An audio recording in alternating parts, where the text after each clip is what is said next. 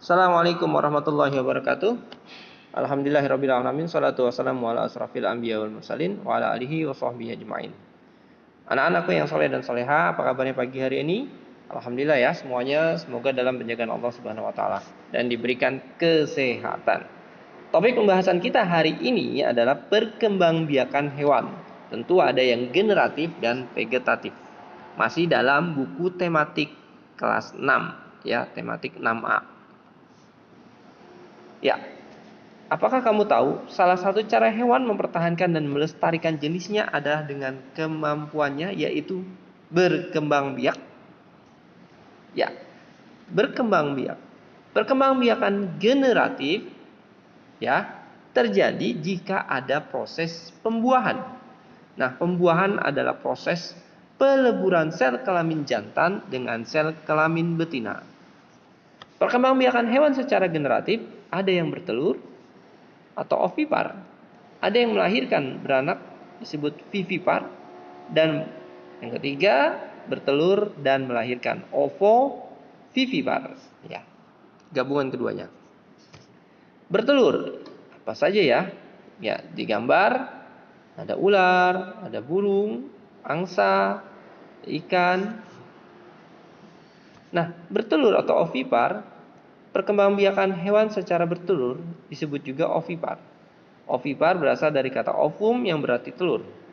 Ovum atau telur dihasilkan oleh hewan betina dan akan dibuahi oleh sperma yang dihasilkan oleh hewan jantan.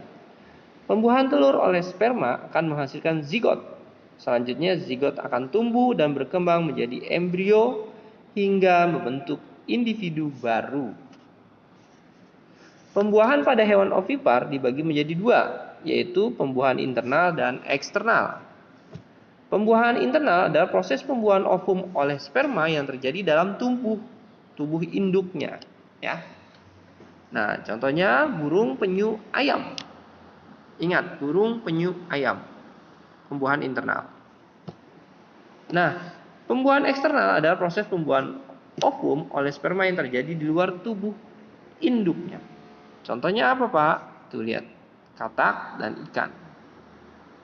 Makanya ikan bertelur dulu di luar tubuhnya, nanti akan dibuahi. Ya, perkembangbiakan hewan secara beranak atau melahirkan. Nah, pada gambar itu hewan apa? Ya, lumba-lumba. Lumba-lumba ternyata dia bukan ikan. Makanya dia disebut hewan yang melahirkan. Kalau ikan tadi bertelur ya. Nah, perkembangbiakannya ditandai dengan proses pembuahan internal yang terjadi di dalam rahim induknya. Ya, embrio yang telah terbentuk akan tumbuh menjadi individu baru dalam rahim induk betina sampai siap untuk dilahirkan. Contoh hewan yang melahirkan ada badak, kucing, singa, macan, lumba-lumba, kuda. Nah, yang ketiga adalah gabungan antara bertelur dan melahirkan ovovivipar. Ya, hewan ini bertelur dan melahirkan. Pembuahan ovumnya oleh sperma yang terjadi di dalam tubuh hewan betinanya. Setelah pembuahan terbentuk zigot, kemudian zigot menjadi embrio yang ada di dalam telur tubuh induknya.